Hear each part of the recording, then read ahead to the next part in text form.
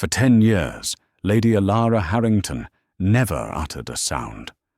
Society scorned her, her cruel aunt controlled her, and the world dismissed her as the silent lamb of Mayfair, a broken, wealthy prize to be won. They assumed her mind was as empty as her voice. But in the crowded, cruel ballrooms of Victorian London, one man saw the storm behind her silence.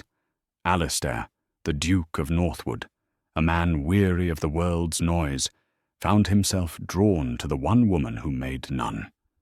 But when a vile plot threatened her very life, Alara was forced to break her decade of silence, and the single word she spoke would change his world forever. The ballroom at Devonshire House glittered with a suffocating brilliance. 3,000 candles blazed in the crystal chandeliers, reflecting in the polished floor and the jewels of the women who navigated it. To Lady Alara Harrington, the light was a physical assault, and the noise, the shrill laughter, the booming orchestral music, the relentless hum of gossip, felt like sandpaper against her nerves. She stood near a marble column, her shoulders set in a line of perfect, rigid grace, a glass of untouched lemonade in her gloved hand. Her gown, a deep sapphire velvet, was a shadow against the pale pinks and golds favoured by the other debutantes. She had been in society for 2 seasons of this. At 20, she was already on the verge of being labelled a spinster, not for lack of beauty or fortune, but for her impenetrable, unnerving silence. "Utterly tragic," hissed a voice nearby. Alara didn't need to turn to identify the speaker. Lady Cowper, a woman with a face like a dried apple. "All that Harrington shipping money, and the girl is a simpleton, an empty vessel." "My dear," replied another, "I heard she's not simple, but mad. Went mute the night her parents died in the fire. The shock, you know. Cooked her brain." Alara's fingers tightened on her glass. Empty. Simple. Mad. She heard them all. Her silence was not a void. It was a shield. And behind it, she was screaming. "Alara, darling, stop lurking in the shadows like a bat." The voice was loud, false, and drilled directly into her ear. Her aunt, Lady Beatrice Harrington, descended upon her. Beatrice, her late uncle's widow, and Alara's guardian, was a vision in arsenic green satin, her face powdered into a brittle mask. "You will never catch a husband if you look so mournful. Smile. Lord Vane is asking for a dance." Alara's gaze flickered to Lord Marcus Vane. His smile was all teeth, his eyes cold. He was her aunt's choice, a man who smelled of brandy and desperation, his own family's fortune long since gambled away. Alara gave a small, almost imperceptible shake of her head. Beatrice's fingers dug into Alara's arm like talons. Her smile remained plastered on, but her voice dropped to a venomous whisper.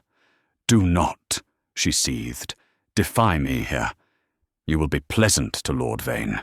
You will sit with him. You will nod. It is all you are good for, you silent little fool. Do you understand me?" Alara stared at a point just past her aunt's shoulder. She offered no nod, no acknowledgement. This was her only weapon, absolute, infuriating passivity. With a noise of pure frustration, Beatrice released her. "Fine, be a statue, but you will sit where I tell you."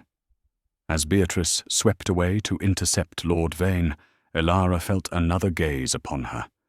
This one was different, not curious, not pitying, and not cruel. It was heavy, assessing, and profoundly still.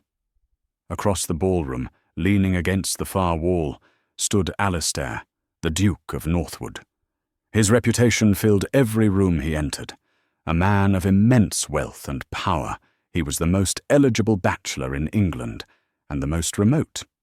Dark-haired, with a severe, handsome face, he looked upon the glittering society with an air of complete, unadulterated boredom.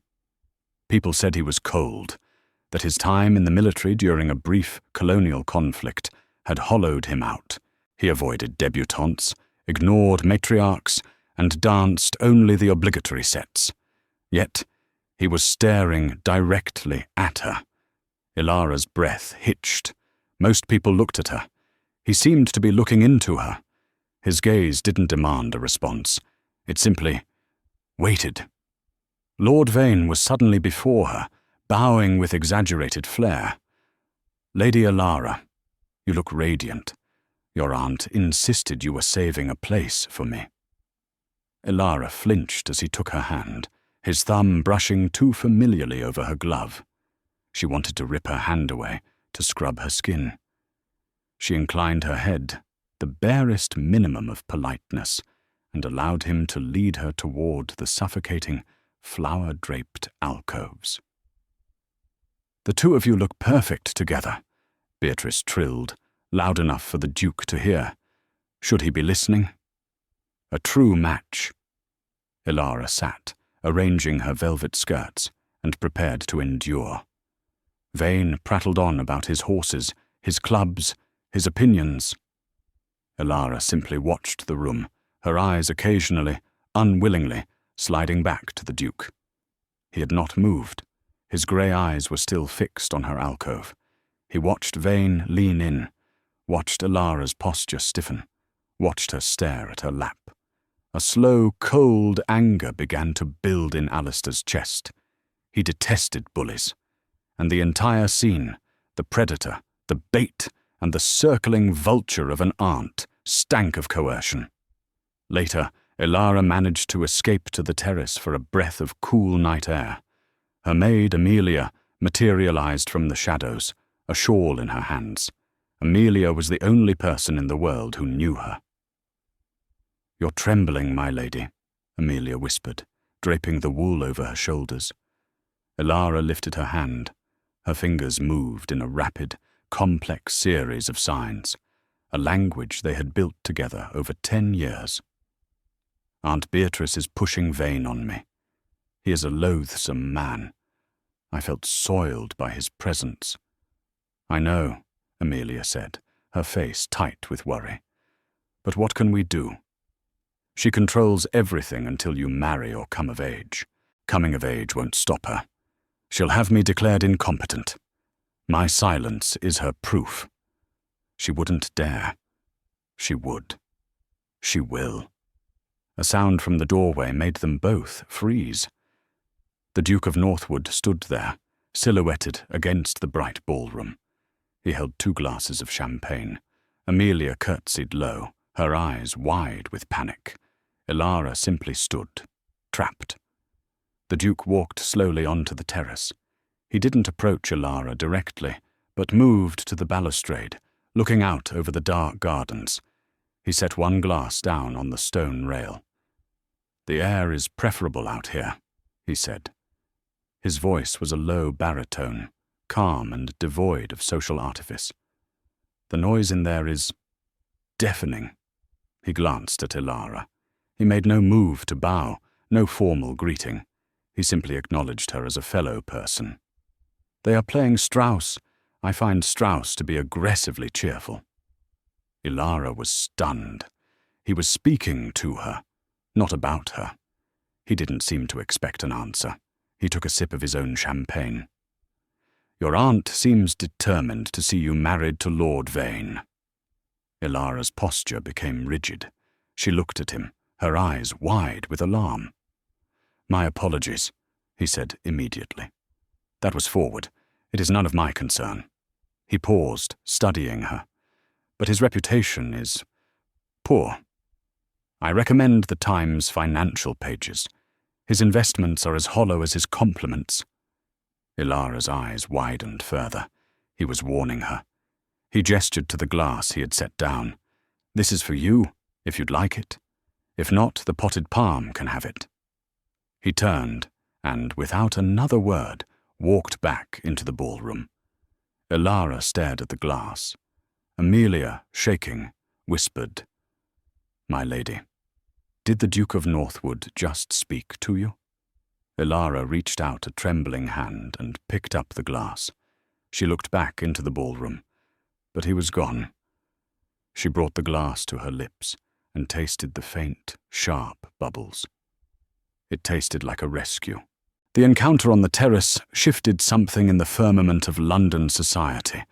The Duke of Northwood, a man who ignored everyone, had sought out the silent lamb.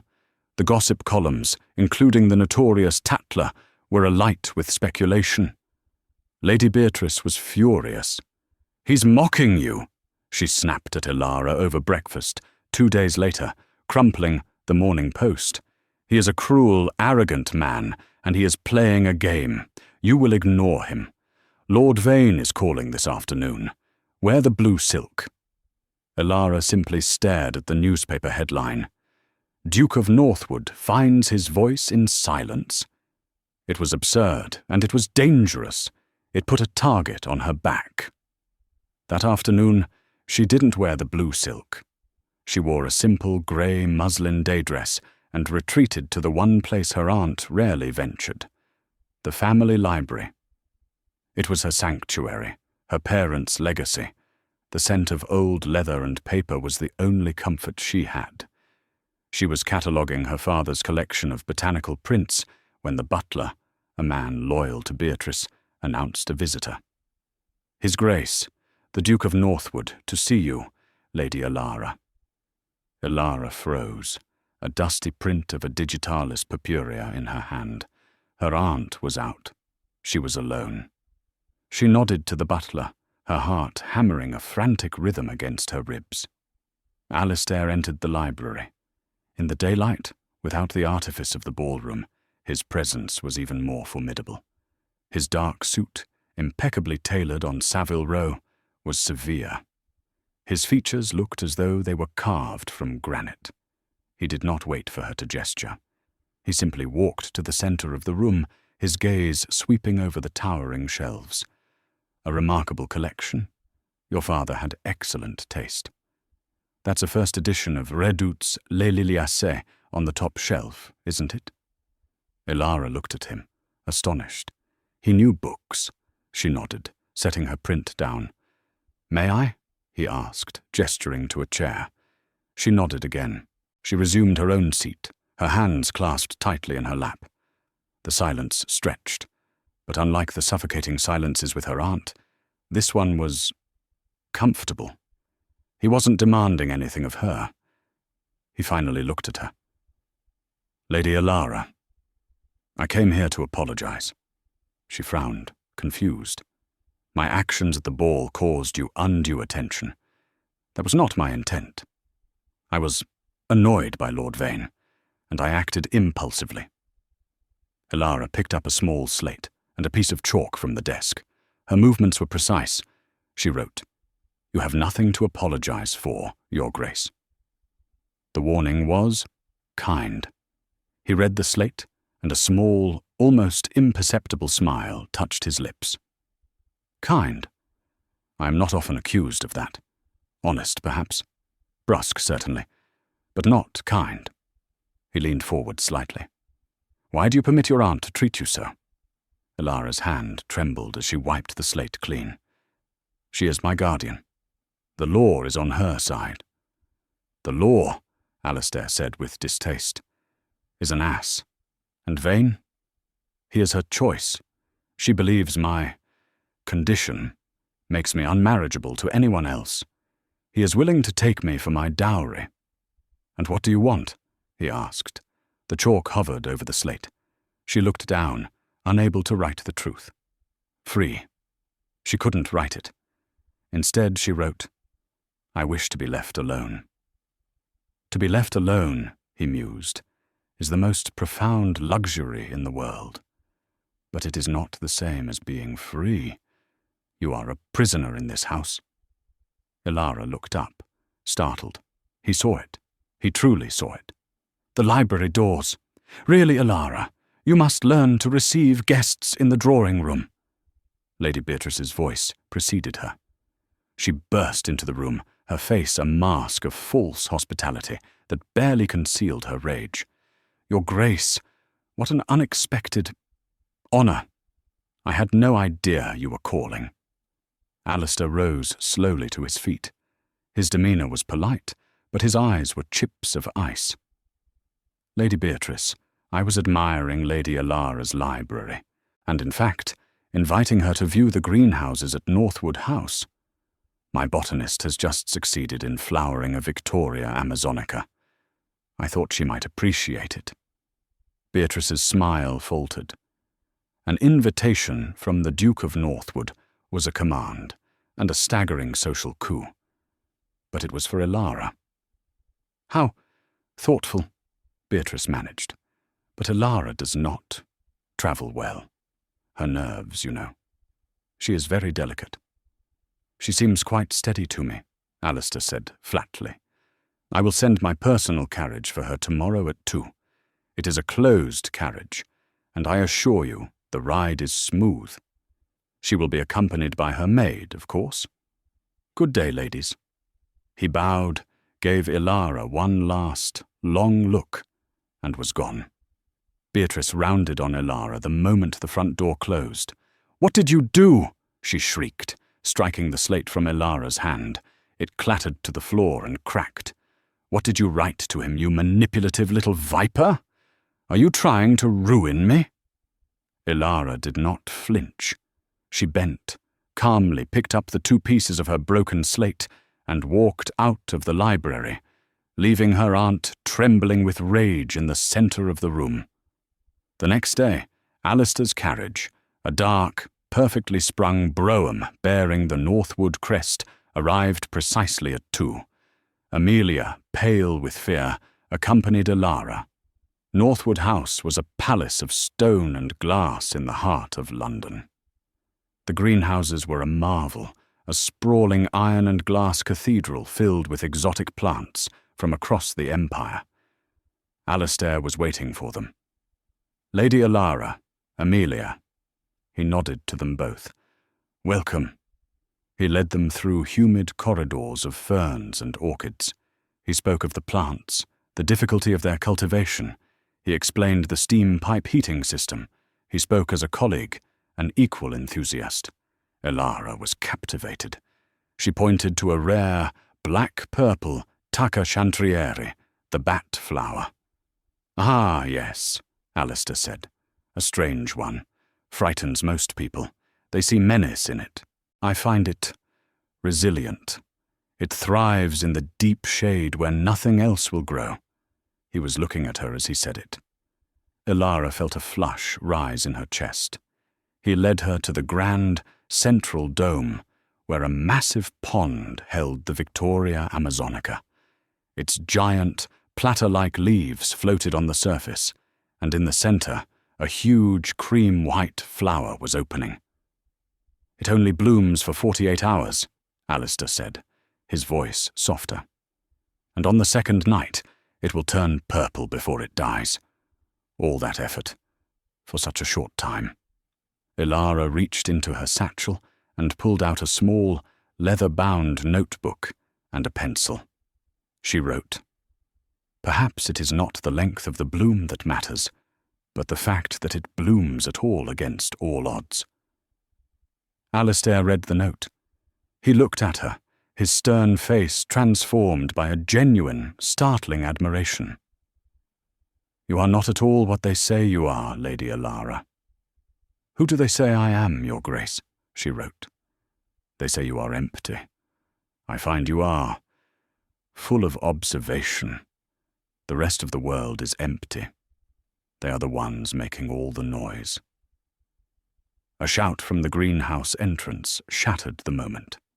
There you are. I knew I'd find you here. Lord Marcus Vane strode in, his polished boots clicking on the tiles. He ignored Alistair and Amelia, making straight for Alara. Your aunt was worried sick.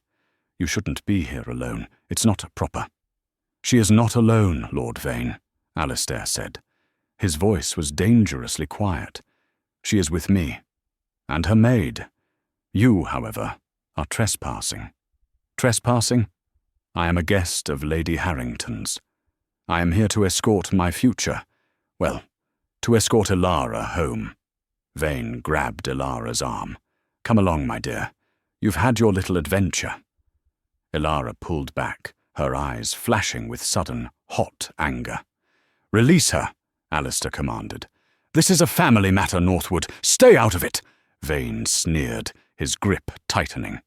"I said," Alistair repeated, taking one step forward. "Release her, or I will have my footman break your wrist. He is a very large man, and he enjoys his work."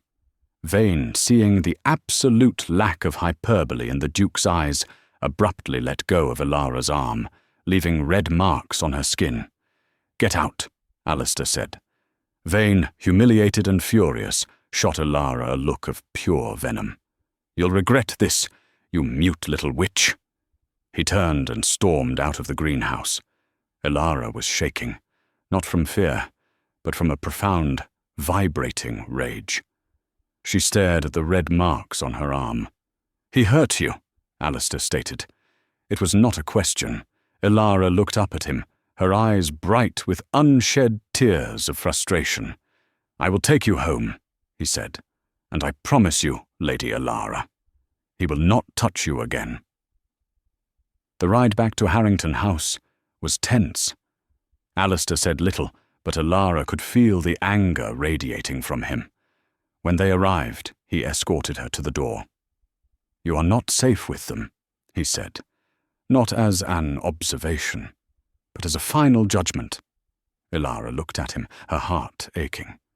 She wrote in her notebook, "I have nowhere else to go." Alistair's jaw tightened. "We will find somewhere." He bowed and left. Beatrice was waiting in the foyer. She had clearly been briefed by Vane. Her face was pale with a fury that eclipsed all her previous outbursts.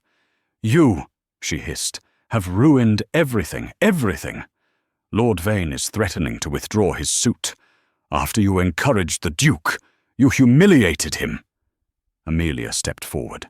"My lady, it was Lord Vane who—" "Silence!" Beatrice shrieked. This is your fault. Pack your things. You are dismissed." Ilara's head snapped up. She stared at Beatrice, horrified. Amelia was her lifeline, her only friend. "No," Amelia whispered, tears welling. "Please, my lady, I've served her for 10 years, and for 10 years you have encouraged this circus." Beatrice gestured to Ilara. "You and your secret codes. You've filled her head with nonsense, made her think she is special. She is nothing, and you are nothing. Get out of my house." Ilara grabbed her aunt's arm. It was the first time she had initiated physical contact with her in a decade. Her grip was surprisingly strong. She shook her head violently, her eyes blazing. Beatrice, shocked by the strength, slapped her. The sound echoed in the marble foyer. Ilara's head snapped to the side, a red mark blooming on her pale cheek. Time stopped. Ilara didn't cry. She didn't flinch. She simply retreated. The fire in her eyes died, replaced by a flat, cold emptiness that was far more terrifying. She dropped her hand, turned, and walked slowly up the grand staircase, leaving both Amelia and her stunned aunt behind. She locked her bedroom door. She didn't turn on the lamps. She sat on the floor, in the dark, and the memories she held at bay every second of every day finally broke through the dam. The fire, the smell of smoke, thick and acrid, the heat. She was 10 years old. Her mother, her beautiful, kind mother, was hiding her in a linen press on the 3rd floor. "You must be silent, Ilara. Do you understand? Not a sound. No matter what you hear, promise me. Be silent." She had nodded, her eyes wide with terror. Her mother had kissed her, her face smudged with soot, and locked the door. Ilara had huddled in the dark, smelling lavender and smoke. She heard them, shouting. Men's voices. Not her father's. Rough, angry voices. They were looking for something. The sound of splintering wood, a crash, and then her mother's scream. A short, terrible sound, cut off. Ilara had forgotten. She had screamed, too, a high, piercing wail. "Mama!" The footsteps stopped. They paused, right outside the linen press. A rough voice. "What was that?" Sounded like a cat. "Come on. The safe is on the second floor. Let's get what we came for. The fire's taking the whole wing." They had left. She had been saved, but her mother was dead. Her father, dead. The fire, they later said, had been set to cover a robbery gone wrong. The men were never caught. The investigation, run by a distant cousin, was quickly and quietly closed. But Ilara knew. Her scream had stopped them. If she hadn't screamed, they would have kept going. They wouldn't have found her. Or perhaps her scream had stopped them from finding her.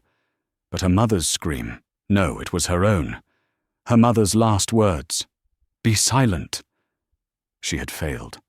Her voice had brought the danger. Her voice was a betrayal. And so, from that moment in the smoky, dark linen press, she had never used it again. She had locked it away, along with the memory of her mother's face. A soft knock came at the door. "Ilara, my lady, please." It was Amelia. Ilara pushed herself up and opened the door. Amelia stood there, her bags packed, her face stained with tears. "She means it," Amelia whispered. "She's given me an hour." Ilara stared at her, her mind clicking into a place of cold, desperate clarity. She pulled Amelia into the room and shut the door. She retrieved her notebook. "She is firing you to isolate me, to break me. So I will marry Vane." "I know," Amelia wept. "You will not go," Ilara wrote. "You will go to Northwood House, now. Go to the Duke. Tell him what happened. Tell him she hit me. Tell him he must help." Amelia's eyes widened. "Go to the Duke? My lady, I can't just present myself." "You must. He is the only one who can. Go, use the servants' stairs. Run." Amelia looked at the fierce, desperate resolve in Ilara's eyes. She nodded, wiping her face. "I will. Be safe, my lady. Lock this door." Amelia slipped out. Ilara locked the door again. She sat by the window, watching the street below. She watched for an hour. Then 2. The sun began to set, painting the London sky in shades of bruised purple and blood orange. She heard her aunt calling for dinner. She didn't move. She heard her aunt pound on the door. She didn't move. Finally, just as true darkness fell, a carriage pulled up. Not her aunt's, and not Vane's. It was the Duke's dark brougham. But it wasn't the Duke who emerged. It was a stern-looking older woman in severe black, and behind her, 2 large men who were clearly not footmen. Beatrice's voice rose from the foyer. "Who are you? How dare you enter my house unannounced?" "I am Mrs. Davies," the woman's voice replied, crisp and clear. "I am the Duke of Northwood's housekeeper. I am here for Lady Ilara Harrington. The Duke has reason to believe she is in danger." "In danger? In her own home? That is slander. Get out." "My instructions," Mrs. Davies continued, unfazed, "are to retrieve Lady Ilara and her maid, Amelia, and escort them to Northwood House, where they will be guests of the Duke's sister, Lady Caroline, who arrives on the morning train. The Duke has already sent a wire to your solicitor regarding his concerns for Lady Ilara's welfare and the questionable management of her estate." There was a dead, horrified silence from Beatrice. "These men," Mrs. Davies said, "are here to ensure my lady's safe passage. They will collect her things." Footsteps pounded up the stairs. "Lady Ilara," Mrs. Davies called. "It is safe. We are here for you." Ilara unlocked her door. The hallway was in chaos.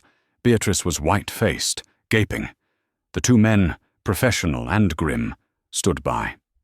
Mrs. Davies looked at Ilara, her gaze softening as she saw the red mark, now a faint bruise on her cheek. "Oh, you poor child. she murmured. "It's all right now. You are safe." Elara walked past her aunt without a single glance. She walked down the stairs, out the front door, and got into the Duke's carriage, where Amelia was already waiting inside, safe. She did not look back. Northwood House was not a home. It was a fortress of quiet dignity. Mrs. Davies installed Elara and Amelia in a private guest wing, spacious and furnished with a quiet elegance that soothed Elara's frayed nerves. Lady Caroline, the Duke's married sister, arrived the next morning. She was a kind, sensible woman with her brother's grey eyes, and she immediately took charge, establishing a sense of unbreachable propriety. "My brother is unconventional, Lady Elara," Caroline said over tea, "but he is not wrong. You are safe here. Beatrice will not dare cross our threshold. Alistair is meeting with his solicitors this very moment. He is concerned about your aunt's trusteeship." Elara, for the first time in 10 years, felt the knot of tension in her shoulders begin to unwind. She was safe. Alistair did not visit her for 2 days. He was, as his sister said, mobilizing. When he finally requested her presence, it was in his private study, a room even larger than her father's library, smelling of sandalwood and justice. "Lady Elara," he said, dispensing with pleasantries as he gestured for her to sit. "I have had my men look into your finances. Lady Beatrice and Lord Vane have been creative." He laid a ledger on the desk. "Your aunt has been systematically selling off assets from your father's estate to pay her own debts and, it appears, to fund Lord Vane's gambling. The amounts are staggering. The fire that killed your parents. The investigation was closed by a magistrate who, coincidentally, was a deep creditor of your aunt's late husband." Elara felt the blood drain from her face. "Are you saying it wasn't a robbery?" she wrote in her notebook. "I am saying the robbery was convenient, and the fire even more so. Your aunt gained control of everything. Vane has been her partner in this for the last year. Their plan was simple. Marry you to him, and they would have permanent, legal access to the entire Harrington fortune." Elara's hands were shaking so badly she could barely hold the pencil. "My parents—" "I do not know the truth of the fire, Elara," Alistair said, his voice softening. He had used her given name. "But I know what is happening now. Beatrice is desperate. She has been served notice of my investigation. She will not be able to touch your money. But it means she is cornered. And a cornered animal is the most dangerous. What will she do? She will try to get to you. She will try to discredit you. She may try to have you committed. She will claim your silence is madness and that I have abducted you." Elara looked at him, terrified. "You will not leave this house," he ordered. "Not without me or my sister. Do you understand?" She nodded, her whole body trembling. A week passed. It was a strange, peaceful limbo. Elara spent hours in the greenhouses and the library. She and Lady Caroline took carriage rides in the park, always with a footman. She and Alistair met for tea every afternoon. They spoke of books, of botany, of the world. Or rather, he spoke, and she wrote, and he listened to her written words with more attention than anyone had ever given her spoken ones. He learned of her fears. He learned of her passion for astronomy. She learned that his sternness was a defense against a world he found too loud, too shallow. He told her about his time in the Sudan, the chaos and the screaming, and why he valued the profound luxury of being left alone. They were two quiet people in a noisy world, finding a common language. The danger, however, was not gone. It was merely regrouping. One afternoon, Lady Caroline had a headache, and Elara, feeling restless, took a stroll in the walled garden of Northwood House. It was supposed to be secure. Amelia was with her, carrying a basket of cuttings. "It's so peaceful here, my lady," Amelia said, snipping a rose. "It feels like we can finally breathe." Elara nodded, a small, true smile on her face. She tilted her head back, feeling the weak autumn sun on her face. A touching scene. The silent lamb and her little shepherdess. The voice cut through the peace like a shard of glass. Elara and Amelia spun around. Lord Vane was standing by the garden gate, which was slightly ajar, and he was not alone. With him was Lady Beatrice. "You!" Beatrice snarled, her face a grotesque mask of hatred. "You thought you could run from me. You thought he could protect you. He isn't here, you little fool." "How did you get in?" Amelia cried, stepping in front of Elara. "A disgruntled footman," Vane said with a shrug, pulling a small, silver-chased pistol from his coat. "The Duke, for all his wealth, inspires very little loyalty. Now, Elara, you are going to come with us." "You're mad," Amelia shouted. "We are desperate," Beatrice corrected, her eyes darting around the garden. "He's going to ruin us." "But not if you're declared mad. A doctor is waiting, a private doctor. He will sign the papers. You will be taken to a quiet place, a sanatorium, and I will remain in control of your estate. It's all perfectly legal." "No!" Amelia screamed, and lunged for Vane. Vane, annoyed, shoved her hard. Amelia tripped over the basket and fell, her head striking the stone edge of the fountain with a sickening crack. She lay still. "Amelia!" Elara's mind screamed. She rushed to her side, shaking her. Blood was matting Amelia's hair. She was unconscious. Elara looked up at Vane and Beatrice. All the fear was gone, replaced by an ocean of glacial rage. "Don't look at me like that," Vane said, levelling the pistol at her. "It's your own fault. Now get up. Walk." Elara stood up slowly. She looked at her fallen friend. She looked at the woman who had stolen her inheritance. She looked at the man who was about to steal her life. And the trauma that had held her tongue for 10 years snapped. The promise to her mother, the fear of the fire, the self-hatred, it was all burned away by the white-hot fire of her rage. No. The sound was a croak, a dry, rusty whisper that ripped through her throat. It was the first word she had spoken to another human being in a decade. Vane and Beatrice both froze, staring at her, as if she had grown a second head. "What? What did you say?" Beatrice stammered. Elara's eyes, clear and terrifying, met Vane's. She spoke again, her voice raw from disuse, but gaining strength with every syllable. "I said no." "She can speak!" Beatrice shrieked, a new terrible panic in her voice. "Marcus, she can speak! This ruins everything!" "Shut up!" Vane yelled, panicked. He waved the gun at Elara. "It doesn't matter. No one will believe her. Get her. Now!"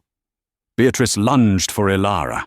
Elara, surprisingly agile, sidestepped and grabbed a heavy terracotta pot. She flung it at Vane's feet. It shattered, causing him to stumble. "You witch!" Vane raised the pistol. "Vane!" The Duke of Northwood was standing at the far end of the garden. He had seen the open gate, heard the shouts. His face was a mask of pure, lethal fury. Vane, trapped, did the unthinkable. He grabbed Elara, yanking her back against his chest, and pressed the pistol muzzle to her temple. "Stay back, Northwood, or I'll scatter her mad brains all over your perfect garden." Time condensed. The garden was silent, save for Vane's harsh breathing and the distant sound of a city bell. Alistair stood perfectly still. His military training took over, slowing his perception, heightening his senses. He saw Vane's finger trembling on the trigger. He saw the terror and defiance warring in Elara's eyes. He saw Beatrice, cowering near the gate, realizing the situation had spiraled far beyond her control. "Let her go, Vane," Alistair said, his voice terrifyingly calm. "You are finished. My men are at the gate. The police are on their way. Firing that gun will only change your charge from fraud to murder." "He's lying!" Beatrice shrieked to Vane. "Shut up!" Vane snarled, pressing the gun harder against Ilara's skin. "You won't take me. I'll take her with me. She's the one who ruined it all. Speaking, lying, pretending to be mute." Ilara's heart was a drum. She could feel the cold metal of the gun against her temple. She could feel Vane's arm crushing her ribs. She looked at Alistair. His eyes met hers, and in them she saw no panic, only a terrible, focused resolve. He trusted her. She had to do something. Her voice. She had a voice. He tried to kill Amelia," Ilara said. The words were stronger now, clearer, each one a stone thrown. The vibration in her own chest was a profound shock. Alistair's eyes flickered to the fountain. "Amelia! She's alive," Ilara said, desperate to keep Alistair from attacking. He hit her. "But she is alive. It doesn't matter," Vane yelled. "One more step, Northwood." Alistair took one, slow step to the side. "You're a coward, Vane. You've always been a coward. You hide behind women. You hide behind your family name. You hide behind her." "I am not a coward," Vane screamed, his control snapping. It was the opening Ilara needed.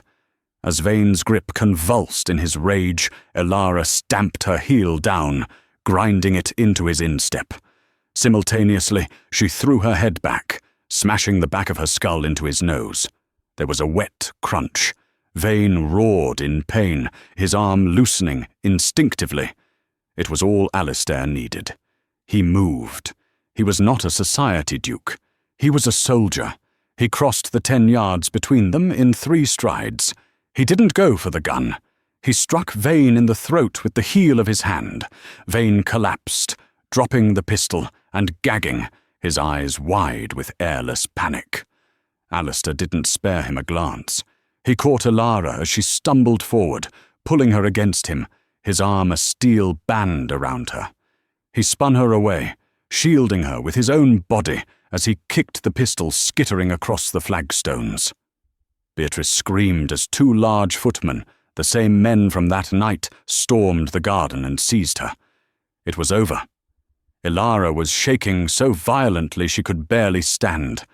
Alistair held her, his hand on the back of her head, pressing her face into the rough wool of his coat. "It's all right," he murmured. "You're safe. You're safe." He could feel her sobs, dry, silent, agonizing shudders. "Amelia," she whispered, her voice muffled against his chest. Alistair released her, turning to the fountain. Lady Caroline was already there, having heard the commotion. "She's breathing," Caroline called. "Her pulse is strong. Someone get the doctor." Ilara sagged in relief. Alistair turned back to her. He gently cupped her face, his gaze searching hers.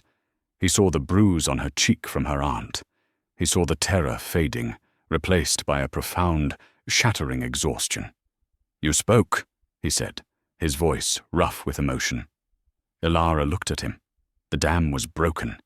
The silence of 10 years, a prison of her own making, had been torn down.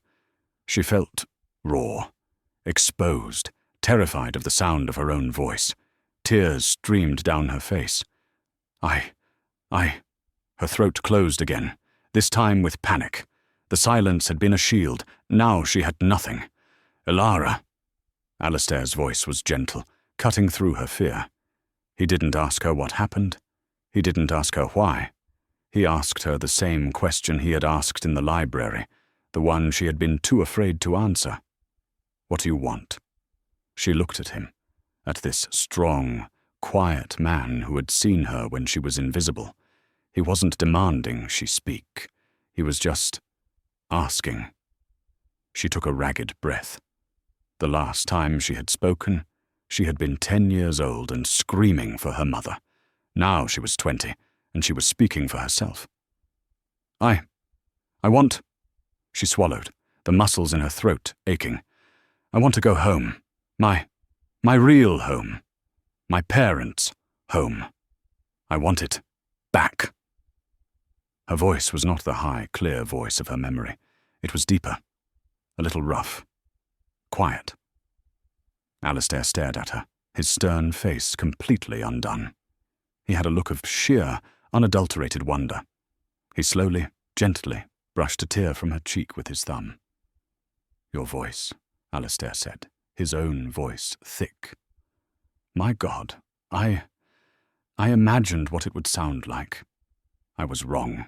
Elara flinched, her eyes filling with new tears. Was it ugly? Was it monstrous?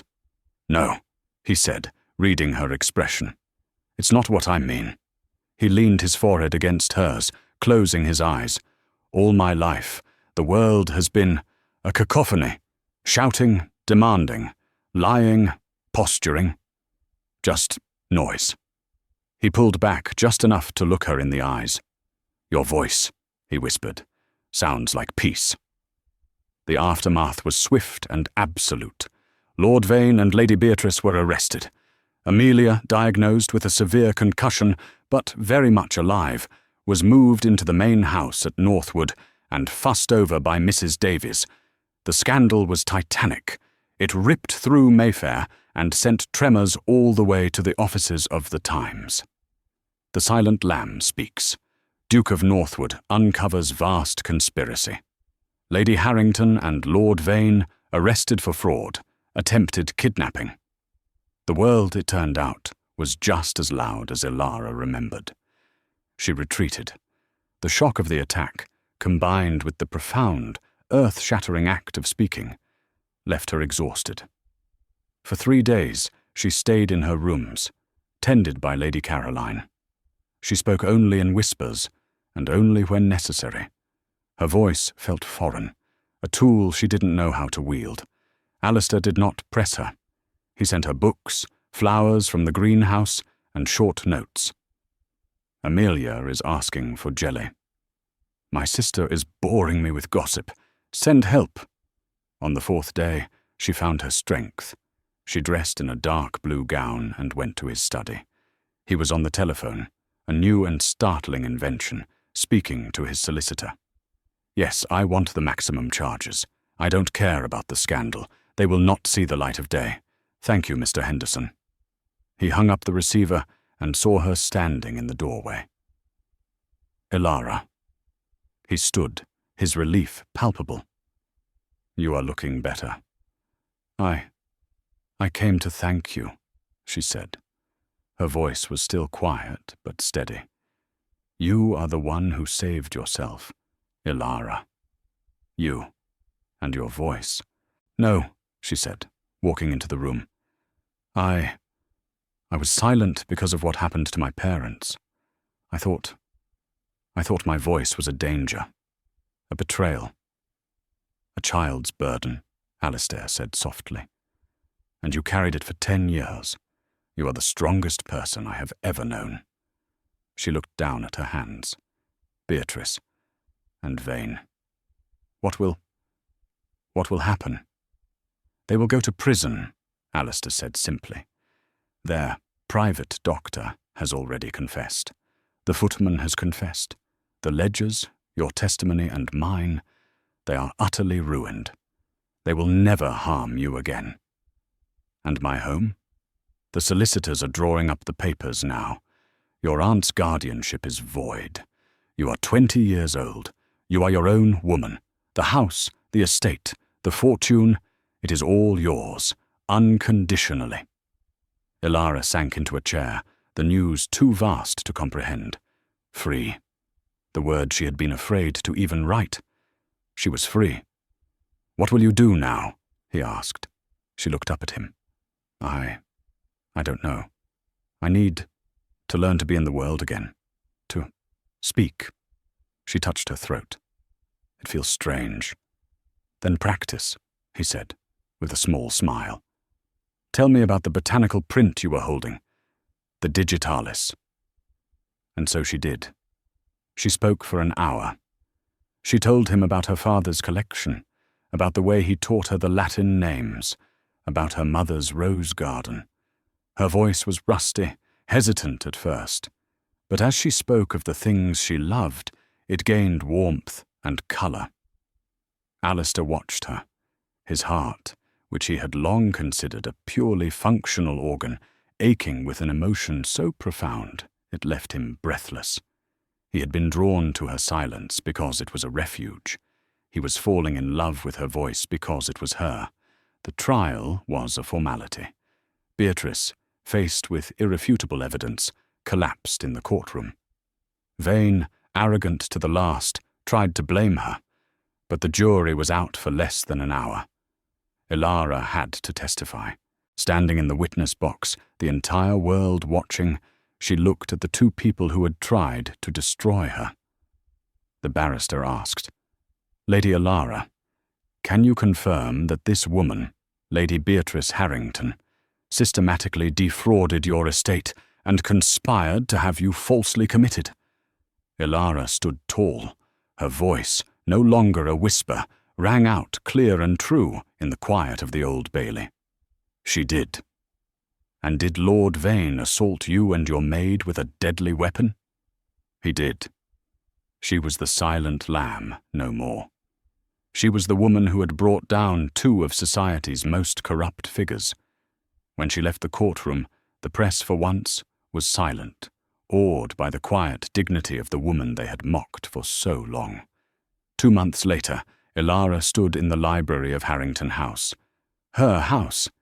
It had been scrubbed clean of Beatrice's presence.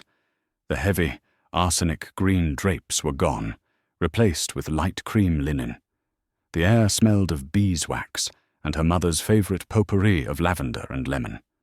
She was not alone. Alistair, the Duke of Northwood, was standing by the fireplace, watching her. "It suits you," he said. "The house, it's breathing again. Like you." Elara smiled. It was a full, genuine smile that lit her entire face. "It feels like mine again. Amelia is already terrorizing the new housekeeper, insisting the silver be polished exactly as my mother liked it." "Amelia," Alistair said, "is a tyrant. I'm glad she's your problem now, not mine." They laughed. The sound of her own laughter was still a surprise to Elara, a sudden, bright music. She had spent the last 2 months finding her voice. She had dismissed the entire staff that had been loyal to Beatrice. She had hired her own solicitors, her own accountants. She had, with Alistair's quiet guidance, taken control of the Harrington shipping empire. The board of directors, expecting a frightened girl, were stunned to meet a woman of sharp intelligence and iron will. She turned to Alistair.